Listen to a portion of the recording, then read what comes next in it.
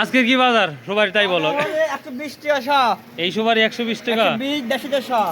সর্বোচ্চ 150। আমাদের 150 টাকা সুপারি। আর সুপারি নিচ্ছে না কেউ। আর যখন 100 বাড়ির বুড় টাকা, 100 টাকা। আর বাড়ির বুড় যখন সুপারি কিনতে যাও তখন, বাড়িতে যায় সুপারি হলে 500 টাকা দাম চায় মাইসে।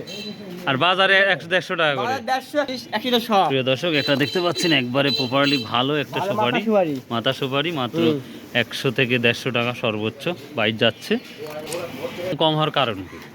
দাম কম হয় তার মানে ফলন বেশি আইছে, আর বরিশালের সুপারি দাম কমে, দেখি দাম কম।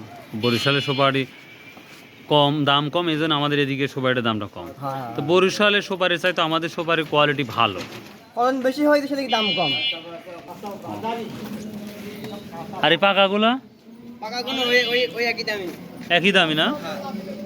প্রিয় দর্শক, এটা চাষকুর বাজারে আমরা দেখতে পাচ্ছি সুপারির আমদানি তুলনামূলক কম, আবার দামটাও সেই সাথে কম, যার কারণেই বাজার এই অবস্থা। তো যদি দামটা বাড়ে, আশা করা যায় সামনেই বাড়বে, তো দেখা যায় কতদিন পর বাড়ে।